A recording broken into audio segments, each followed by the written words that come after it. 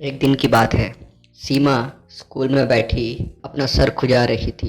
सीमा की टीचर सीमा को ही देख रही थी और ये पहली बार नहीं था जब सीमा इतनी बुरी तरह से अपने सर को खुजा रही थी। सीमा की टीचर को थोड़ी सीमा की चिंता होने लगी, तो उस दिन सीमा की टीचर ने सीमा की माँ से कहा, मैं कुछ दिनों से देख रही हूँ सीमा बहुत ज़्यादा ही अपना सर खुजाने लगी है। आप इसे किसी डॉक्टर के पास क्यों नहीं ले जाती? तब सीमा की माँ सीमा की ओर देखते हुए बोली, हाँ मैं भी यही सोच रही थी। उस दिन सीमा और सीमा की माँ घर जाकर बैठकर इसी बात पर चर्चा कर रहे थे। तब सीमा की माँ सीमा के पास आई और उसके सर में देखने लगी। सीमा के सर में देखते समय सीमा की माँ ने देखा कि सीमा के सर पे बहुत डैंड्रफ हो चुका है और शायद यही वजह है कि सीमा को इतनी खुजली होती है अपने सर पर। तो उस दिन सीमा की माँ ने सोचा, अब इसका इलाज तो करना बहुत ज़रूरी है, वरना पता नहीं आगे जाकर क्या होगा। तब सीमा की माँ ने सीमा से कहा, चलो बाज़ार हो आते हैं। सीमा भी उठ गई और तैयार होने लगी। घर से निकलते वक्त सीमा की माँ ने पास ही में रखी एक टोपी उठाई और दरवाजे के बाहर चली गई और दरवाज़ा बंद कर दिया। पहले तो सीमा को कुछ समझ नहीं आया कि सीमा की माँ ने टोपी क्यों ली है। खैर, सीमा को कुछ ज़्यादा लेना देना था नहीं इस बात से, तो उसने अपनी माँ से कुछ पूछा नहीं। अब सीमा और उसकी माँ बाज़ार पहुंच चुके थे। पता नहीं क्यों, पर सीमा की माँ बड़े गौर से आसपास दुकानों की ओर देख रही थी। कुछ समय बाजार में घूमने के बाद आखिरकार सीमा परेशान होकर अपनी माँ से पूछ बैठी, हमें बाजार से खरीदना क्या है? आप कब से क्या ढूंढ रहे हो? तब सीमा की माँ ने कहा, बस पहुँच ही गए, चलो। तब कुछ दूरी पर सीमा की माँ ने देखा कि एक पेड़ के नीचे एक नाई ने अपनी दुकान लगा रखी है। तो सीमा की माँ सीमा को उस नाई के पास ले गई और सीमा को कुर्सी पर बैठने के लिए कहा। यह सुनकर सीमा थोड़ी घबरा गई और उसने उसकी माँ से कहा, क्या मतलब आपका, और मैं क्यों इस कुर्सी पर बैठूं? तब सीमा की माँ ने कहा, तुम्हारे सर पर बहुत डैंड्रफ हो गया है, तो उसका इलाज करना बहुत ज़रूरी है, तो इसीलिए तुम्हें यहाँ लाई हूँ। तब सीमा ने कहा, नाई के पास कौन सा इलाज होता है? तब सीमा की माँ ने कहा, है एक, तुम बैठो। फिर सीमा बैठ गई। तभी वह नाई सीमा की माँ के पास आया और उसने पूछा, बोलिए मैडम। तब सीमा की माँ उस नाई को थोड़े दूर ले गई और उसके कान में कुछ तो कहा। फिर नाई और सीमा की माँ फिर से सीमा के पास आ गए। फिर उस नाई ने एक सफ़ेद कपड़ा उठाया और सीमा के गले पर बांधने लगा। सीमा ने एक चोटी बना रखी थी, तो नाई ने पहले तो उस चोटी को खोला और उसके बाल पर हल्के हाथों से पानी छिड़कने लगा और मालिश करने लगा।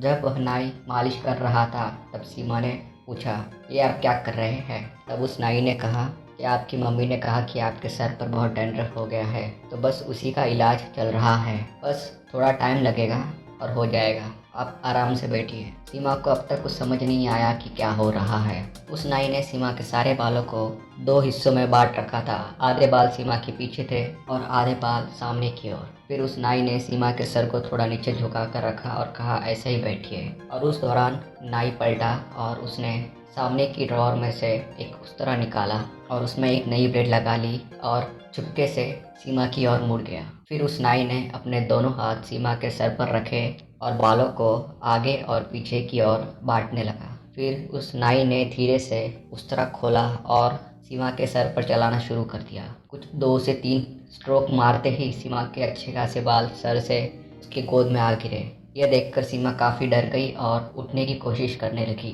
पर सीमा की माँ ने उसका हाथ पकड़ा और उसे ज़बरदस्ती बिठा दिया। कहा, चुप रहो और बैठी रहो।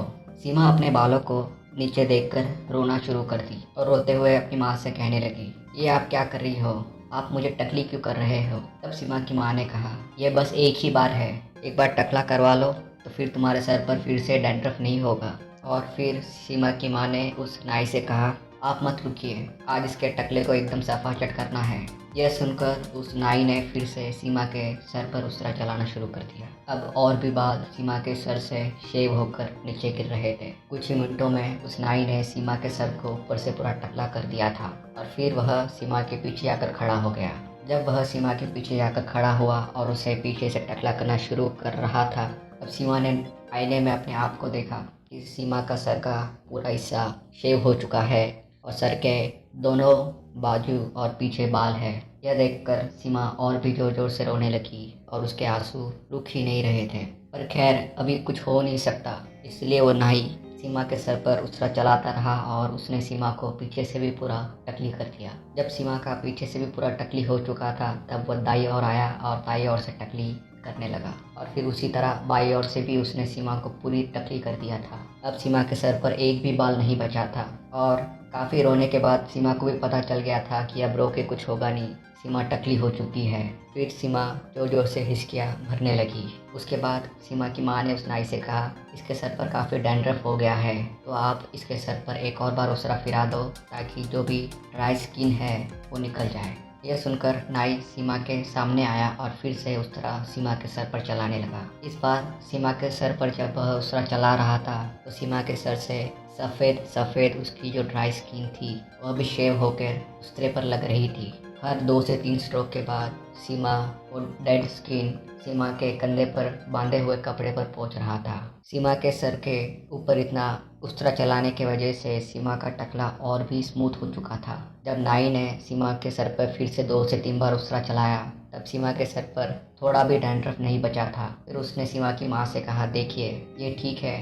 तब सीमा की माँ ने सीमा के सर पर देखा और कहा, हाँ अब इसके सर पर एक भी डैंड्रफ नहीं दिख रहा। यह कहकर उस नाई ने सीमा के सर पे जो भी थोड़े मोटे बाल बचे थे उन्हें उस ब्रश से साफ कर दिया और फिर जो कपड़ा बांधा हुआ था उसे खोल दिया। जैसे ही उस नाई ने कपड़ा खोला, सीमा कुर्सी पर बैठे हुए ही अपने सर पर हाथ फिरा रही थी और हाथ फिराते हुए बोली, अरे ये क्या, इतना चिकना, मेरे सर पर बाल भी आएंगे कि नहीं आएंगे? तब नाई हंसते हुए बोला, आ जाएंगे, आप फिक्र मत कीजिए। फिर वह वहाँ से उठकर खड़ी हो गई। तब सीमा की माँ ने सीमा को जो टोपी उन्होंने घर से निकलते हुए ली थी वह दे दी और कहा, ये लो, ये पहन लो, तुम्हें अब इस टोपी की बहुत ज़रूरत पड़ने वाली है।